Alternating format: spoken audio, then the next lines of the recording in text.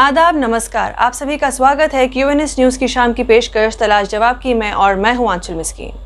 जम्मू कश्मीर के बारे में जब बात करते हैं तो यहाँ के रिच कल्चर के बारे में ख्याल आता ही आता है। वैसे ही कश्मीर के फोक ट्रेडिशंस के बारे में अगर बात करें तो भांड पत्थर की बात भी होती ही होती है।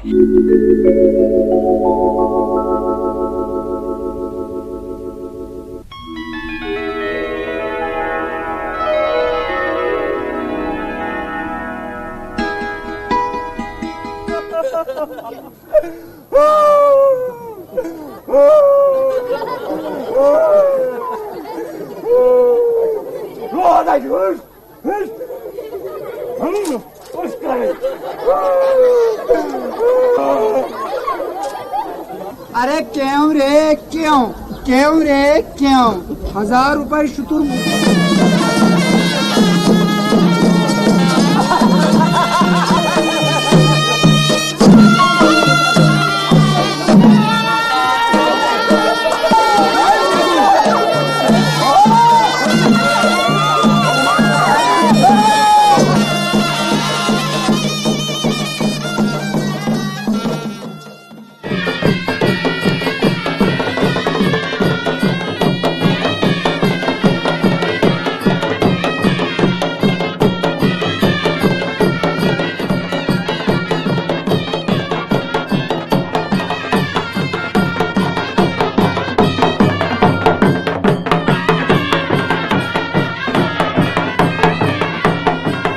भांड पत्थर के बारे में आपको बताएं तो भांड पत्थर कश्मीर का पॉपुलर फोक थिएटर का एक फॉर्म है और भांड शब्द का मतलब है जेस्टर और जबकि पत्थर का मतलब है नाटक।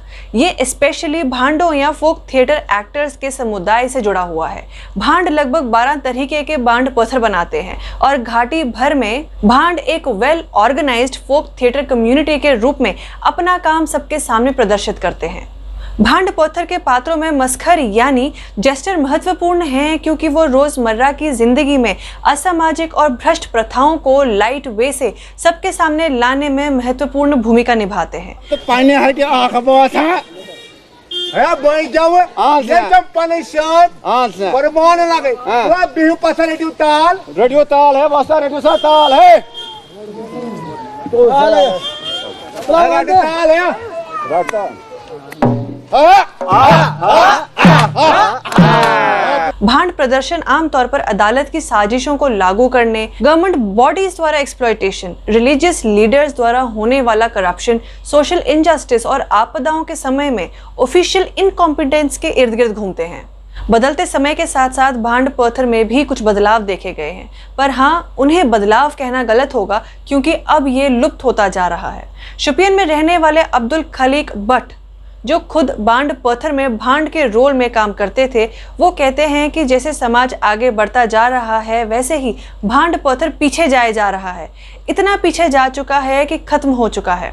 उनका कहना है कि इस फॉर्म ऑफ थिएटर की खासियत है सैटारिकल फॉर्म यानी हास्य व्यंग के जरिए से सामाजिक बुराइयों पर अपनी बात लोगों के सामने रखना।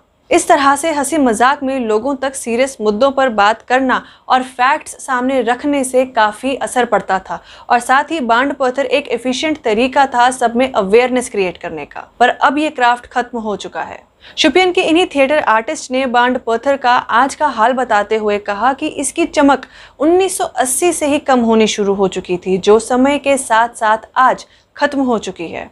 आर्टिस्ट्स की इकोनॉमिक इनसिक्योरिटीज यानी पैसे ना कमा पाने की परेशानी के कारण और सरकार की इस और बेरुखी के कारण ये फोक थिएटर अब लुप्त हो चुका है। इन आर्टिस्ट्स का कहना है कि सरकार ने कभी भी भांड पत्थर को रिवाइव करने के लिए कोई कदम नहीं उठाया, तो फाइनेंशियल ट्रबल्स के कारण आर्टिस्ट्स को घर चलाने के लिए खेती करनी पड़ी, बाकी छोटे मोटे काम करने पड़े।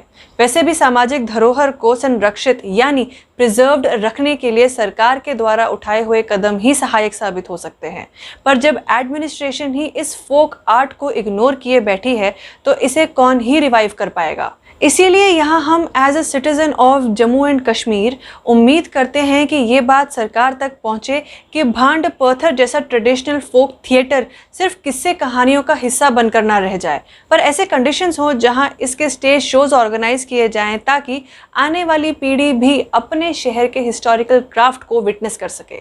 तो इसी के साथ हमारी आज की पेशकश में सिर्फ इतना ही। हम फिर हाजिर होंगे ऐसे ही किसी एक मुद्दे या ऐसे ही किसी एक रिपोर्ट के साथ। तब तक के लिए बाकी खबरों के लिए आप जुड़े रहिए QNS न्यूज़ के साथ और मुझे दीजिए इजाज़त। नमस्कार।